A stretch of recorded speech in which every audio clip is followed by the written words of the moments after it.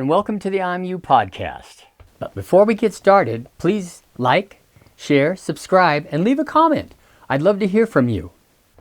Well, the Democrat Party is now officially the party of socialism, anti-Semitism, crime, and violence.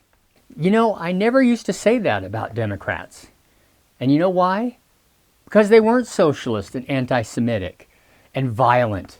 Even 10 or 15 years ago, I could have arguments with my liberal friends. I used to really enjoy the conversations, but we argued about taxes and if unions were too powerful. Now I have to argue whether a man can be a woman just by saying so, or if math is racist. What? What? If we need jails to keep criminals in, or prisons. Liberals don't believe that anymore. It's literally impossible to have a point of reference these days to even start a conversation because of the delusion of the liberal left. This has been a long march, though, from the normal, I call them, Democrat Party, where there actually used to be moderates. I don't know any moderates anymore, other than a few of my friends on Facebook or X who are liberals, and I don't have that many anymore. I used to have a lot. But we can still have conversations or arguments, but still be respectful to one another and agree to disagree. I think these few friends I still have left online are the only moderate Democrats I know. Even people Democrats call moderate have some pretty crazy ideas when you listen to them. Boys and girls bathrooms, shielding illegal immigrant criminals in their cities or states, many of which are killing American citizens. Their own citizens are getting murdered, and they still side with the criminal over the Americans. It's hard now with other liberals to even start a conversation if you start it on the fact that Trump is worse than Hitler. In the last 10 years, and certainly in the last 5 years, the Democrat Party has been marching straight towards socialism and communism, and now they're there. New York Democrats put in an avowed socialist who has literally never had a real job in his life in the mayor's seat for the largest city in America and the financial capital of the world. Democrats, in their infinite wisdom, believe this man, who's never so much as managed a local McDonald's, is fully capable of managing a city of 8.5 million people and over 300,000 city employees. A man that no company of any size in this country would hire to manage anything. A man who doesn't believe in capitalism is now running the world's center of capitalism. Think about that for a minute. A man who openly praises an imam who was a character witness for the blind sheikh who tried to blow up the Twin Towers in 1993 and advocates for killing all the Jews. He poses for pictures with this guy.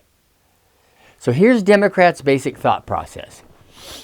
He may not have any experience doing anything, but at least he hates the country. You fucked around, New York, and now you're going to find out. And notice I didn't say Democrat socialist. The reason is there's no such thing. It's another fabricated bullshit phrase by the left to try and soften the harsh realities of their delusional policies. Democrat socialist is actually an oxymoron. I would love for somebody to name any successful socialist country that actually was or is democratic in any way. And for all the wise guys who are sitting here right now thinking Venezuela has elections, Russia has elections, save it. If you're that stupid, you have no place in this conversation. So here's the reality. According to Gallup, 66% of Democrats nationwide have a positive view of socialism, while only 42% have a positive view of capitalism. For those who are being educated in the public schools right now, or any time in the last 20 years, that's 2/3 of all Democrats favor socialism over capitalism. Democrats also overwhelmingly elected an attorney general. Now keep this in mind. This is the office of the highest law enforcement official in the state who advocated for the murder of his political rival and their children, a 2-year-old and a 4-year-old. And when given a chance to back down from that statement, he actually doubled down, saying that the children were little fascists and they should die in the arms of their mother. The reason? He said people who don't agree with his policies will only change their minds if they feel the pain. He also said that he would like to see more dead cops because they would treat citizens better if more of them were killed. Now keep in mind, this is a man whose job will be to prosecute people like him who advocate violence against other people. Got it? So the very same people who have been warning us for years about this non-existent conservative violence actually elected a man who said he wants to murder his political adversaries. And don't even get me started on the tens of thousands of liberals who openly praise the assassination of Charlie Kirk. I don't give a fuck about Charlie Kirk dying. No, I don't give a fuck about his Nazi wife not having a Nazi husband anymore. You guys are just so horrible. He was shot in front of his 2 kids. He was a father. So was Osama bin Laden. Above all, he was a father and a person. I don't give a fuck. Like, he was literally the devil. I'm glad he's dead. I'm happy that cocksucker's dead. Yes, on record. I'm happy that cocksucker's dead. I think the only thing that went wrong that day was that Trump wasn't standing behind him getting a secondhand bullet. And the 2 assassination attempts on the president. I just found out about this shit. It just happened. I haven't even had a second to process. You're telling me somebody finally had the balls to bring a pew-pew, and he missed! We were a second away! We were a centimeter away from half of the problem being gone, and you missed! Do you wish that guy never missed? Yes, 3 inches. Who would have ever thought that I would be so excited about, getting an additional 3 inches? But I really was hoping, and it would have really cemented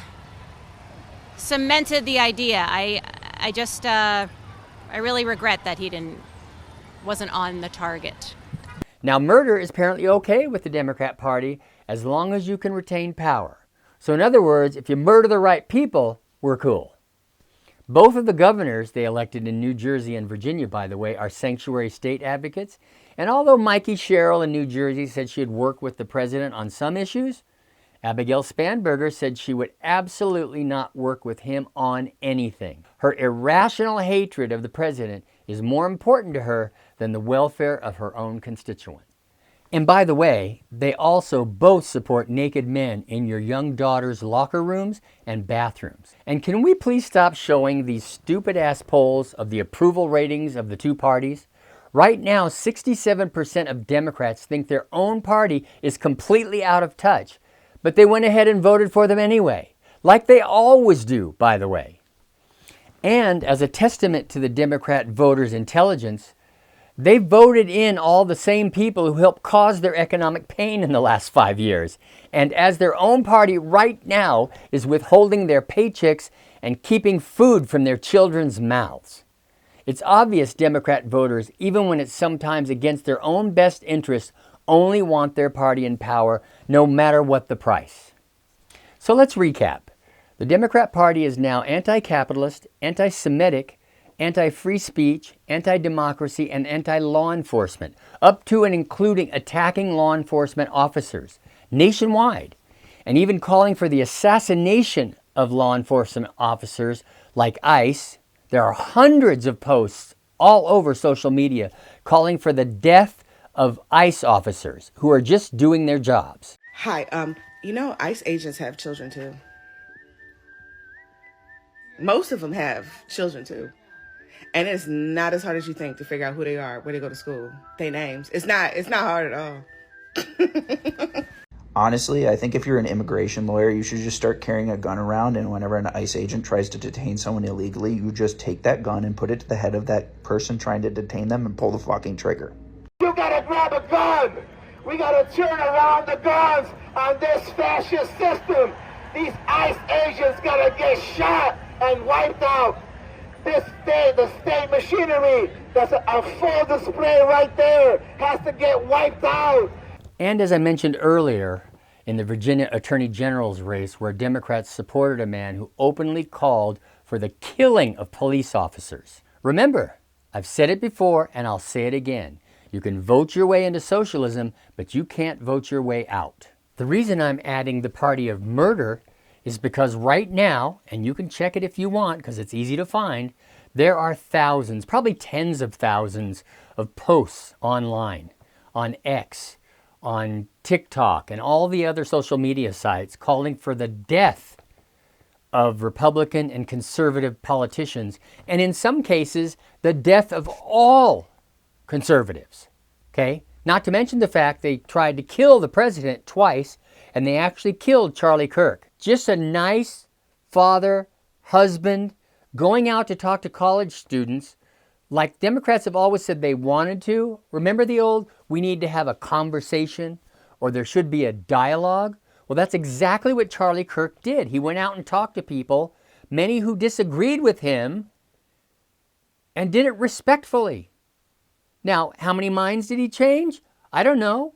Probably not many, but I've seen some of the people he's talked with actually give second thoughts to what they were saying when they started the conversation after they talked to Charlie. This is a guy who was literally doing what Democrats and liberals have always said we all need to do, to have a conversation.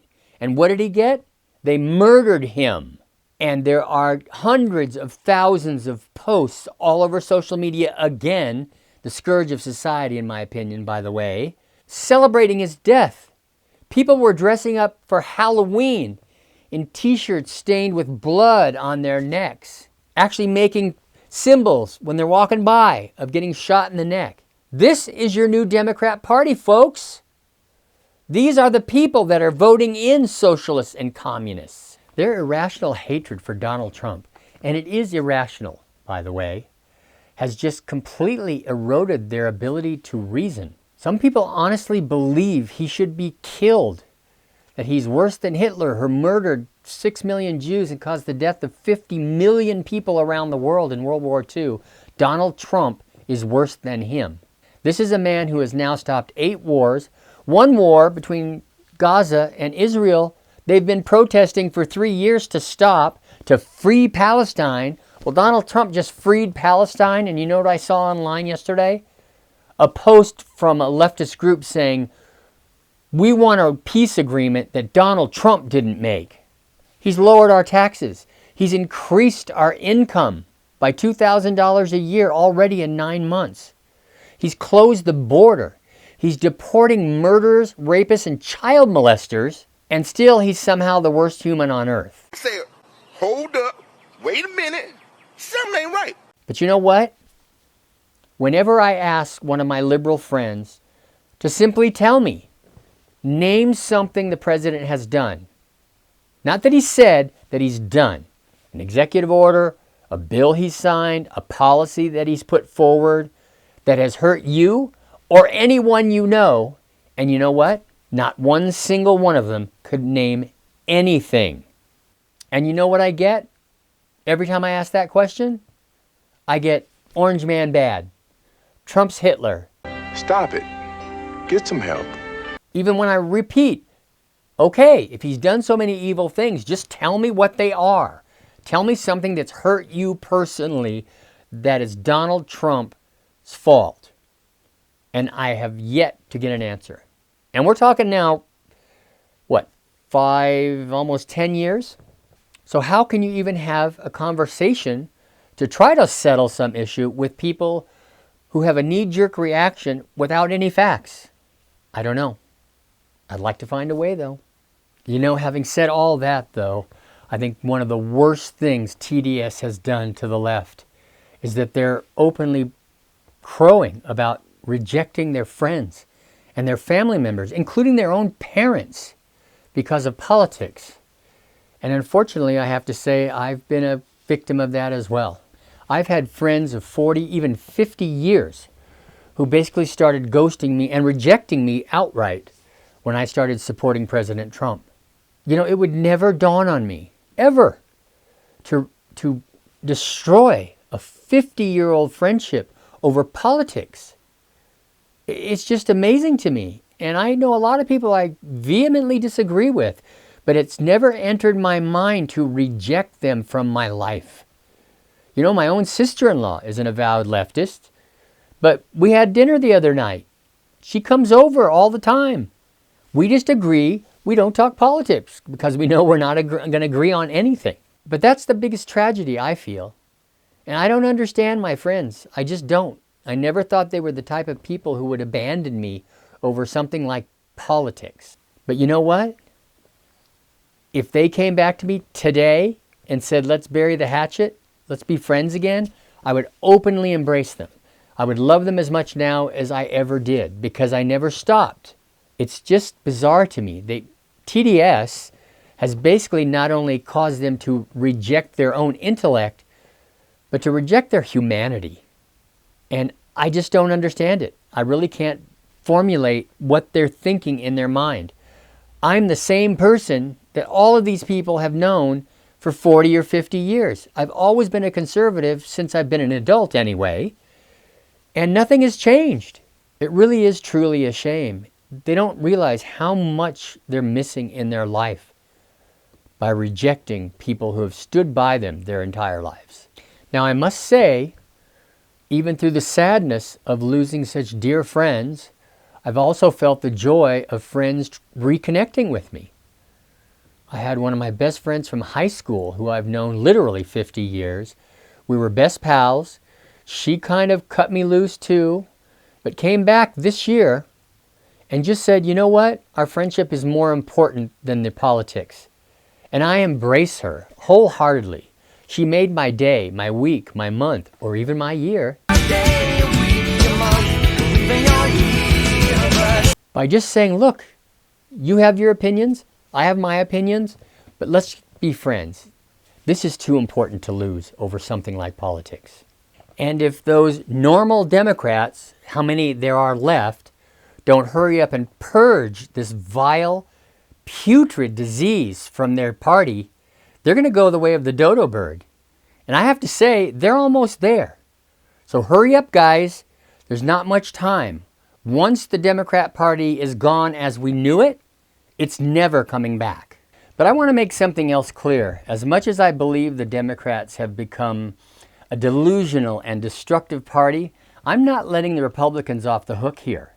I've already been seeing multiple conservatives on TV who live in New York complaining that they're a victim of the Democrat majority. And to that I say, bullshit. Less than 30% of all the people in New York City voted this election. Now, almost 30% of New Yorkers are actually conservative, believe it or not, but the Republican candidate only came away with 7% of the vote, which probably included a lot of disaffected Democrats and independents, by the way. What that means is that almost all conservatives sat on their asses at home and just watched their city being destroyed. So I have no sympathy for you at all because most of you didn't bother to go out and vote. The reality is that if the majority of conservatives in New York City voted, they could have won this election with a conservative in the heavily Democrat state because Democrats didn't come out to vote either in any large amounts. So spare me that I'm just an innocent bystander being persecuted by all these evil Democrats. No, you're not. You're an effing sheep that just decided to sit back while you were being sheared. So now, in my long history of advocating for public education, I've got a news flash for Republican and conservative voters. Now, I want you to go get a pen or pencil, piece of paper, write this down. I'll wait. All right, everybody ready? Here it is. If you don't vote, you can't win. That's it. Class dismissed. Well, that's about it for now. So I hope you're having a great day, and I'll see you on the next one.